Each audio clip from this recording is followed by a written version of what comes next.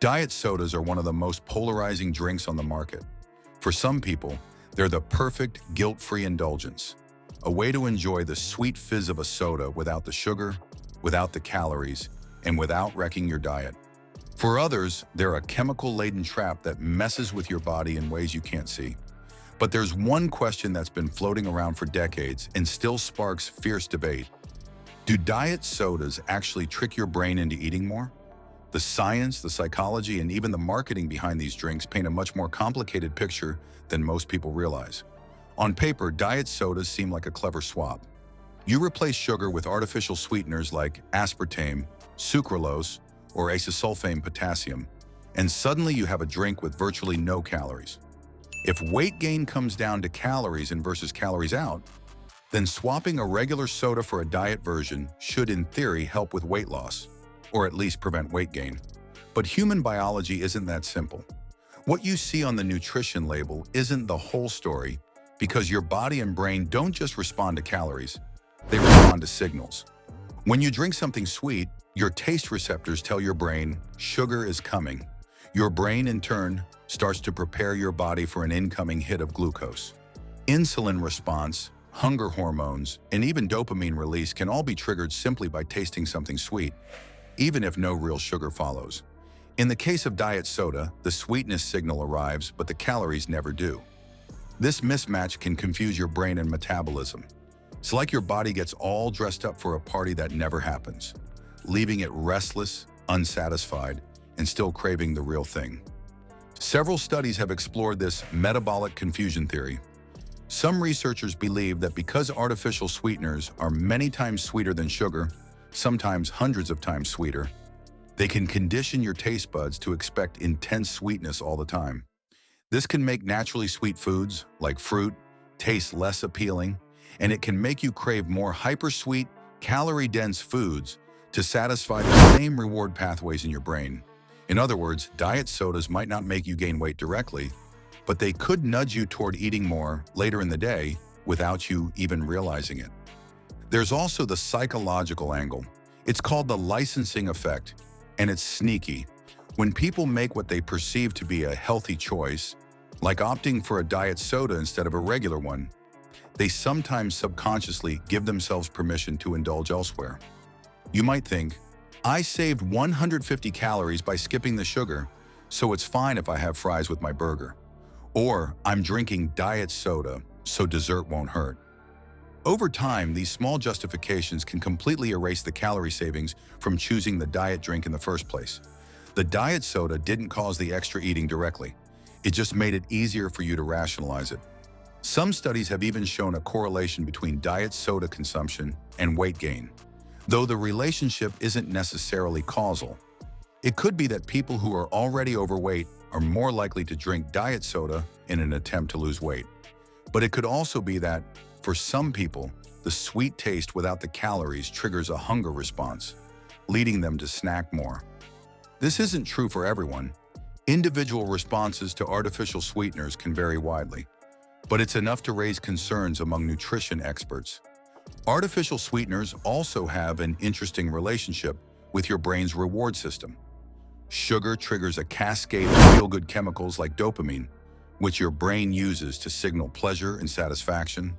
Artificial sweeteners can trigger a partial version of this effect.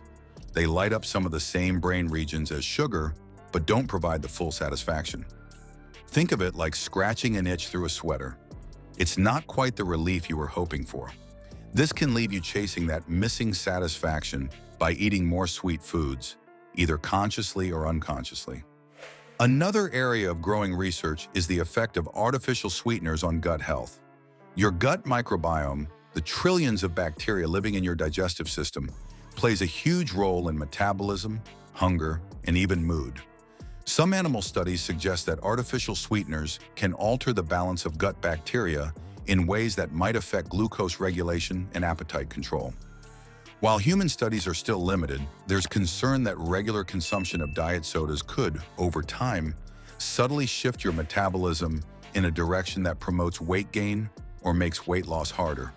Of course, not all the blame falls on the sweeteners themselves. Part of the problem is how diet sodas are marketed and consumed. They're positioned as a healthier alternative, which can encourage people to drink them more often and in larger quantities. And because they're calorie-free, they feel consequence-free. No immediate feedback loop to tell you they're impacting your appetite or food choices. The effects, if they happen, are subtle and long-term, making them harder to link directly to the drink. Critics of the diet soda makes you eat more theory point out that not everyone experiences these effects. Some people can drink a can or two a day without any noticeable change in appetite or weight. For them, diet soda can be a useful tool for cutting back on sugar while still enjoying a fizzy drink. The trouble is that there's no easy way to predict who will be more sensitive to the appetite-triggering effects of artificial sweeteners.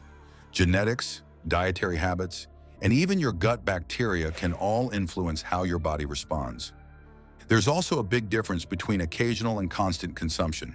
Having a diet soda once in a while is unlikely to rewire your brain or metabolism.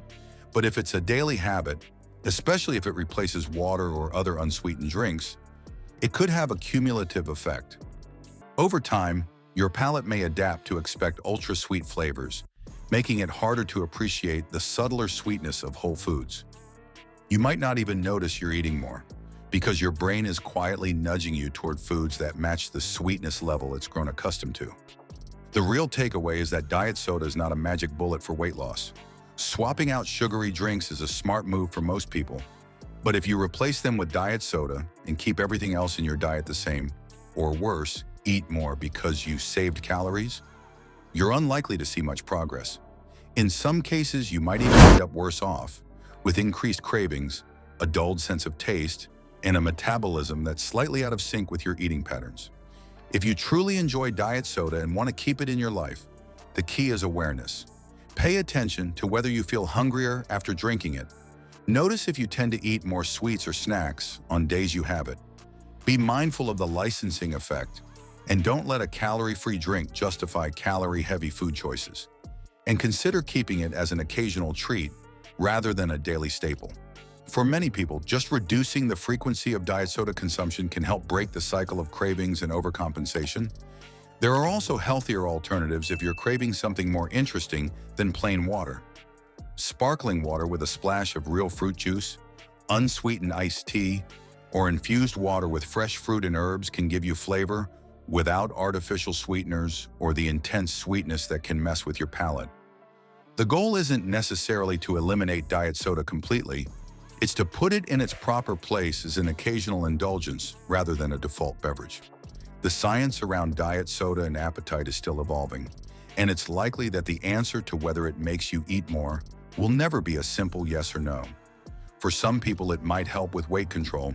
For others, it might subtly sabotage their efforts. The only way to know for sure is to pay attention to your own body's signals and be honest about the role it plays in your eating habits. One thing is certain: no drink, diet, or otherwise, will solve the root causes of overeating or unhealthy food choices. That comes from a balanced diet, regular movement, and a mindful approach to eating. Diet soda can fit into that equation, but only if you understand its potential downsides and use it strategically. So, does diet soda trick your brain into eating more? For some, yes, whether through metabolic confusion, conditioned cravings, psychological justification, or subtle shifts in gut health. For others, it's just a fizzy pick-me-up with no noticeable side effects. The trick is knowing which camp you fall into and making your choices accordingly. If this breakdown made you rethink your relationship with diet soda, don't keep it to yourself. Share it with someone who swears by their daily can and see what they think. And if you want more deep dives into the hidden science of everyday foods and drinks, hit that like button and subscribe. You'll never sip the same way again.